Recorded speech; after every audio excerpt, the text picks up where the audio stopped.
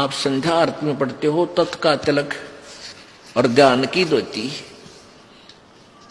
ये मालाएं हमारी हैं, ये हमारे गहने हैं, एक भक्त के होने चाहिए। और परमात्मा ने कभी भी ऐसा तेज की आरती तेज का आगे, तेज का भोग तेज को लागे, तेज पखावज तेज ही बाचे, तेज ही नाचे, तेज ही गावे, तेज का थाल तेज की बाती, तेज का पुष्प तेज की पाती, तेज के आगे तेज विराजे, कह कबीरा आरती साजे। अदली आरती अदल समोई, निर्भय पद में मिलना होई, दिल का दीप पवन की बाती, और चित्त का चंदन पांचों पाती, तत् का तिलक ध्यान की धोती, और मन की माला अजप्पा ज्योति। ये हाथ में माला लेकर जाप करना, इसको भी मालिक ये कहते हैं, इसकी कोई आवश्यकता नहीं। फिर भी क्योंकि हम जैसे बच्चे को पहले क ख सिखाते हैं तो तख्ती पर लिखकर, फट्टी पर लिखकर सिखाया करते थे, अब ऐसे सिखाते हैं। तो यहां परमात्मा कहते हैं कि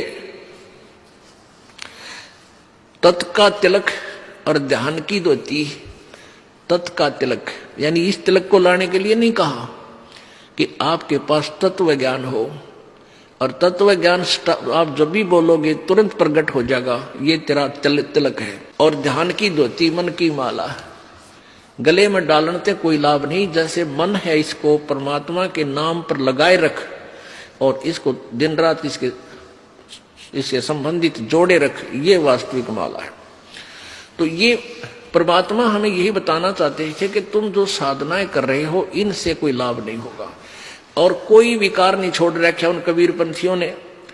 सारे जर्दा खावें, बीड़ी पीवें और तमाकू खावें और पूजा, क्योंकि उनसे लाभ तो होना नहीं कोई। अब जैसे ये दास इस हरियाणा में यही इसी तरह के तमाकू और शराब यहां भी एक नंबर पर है, खूब पीवे हैं, तमाकू भी खाते हैं। लेकिन जब इन बच्चों को, परमात्मा की प्यारी आत्माओं को ये ज्ञान होगा कि बुराई है और हमारे बंधन का कारण है, तो तुरंत छोड़ देंगे।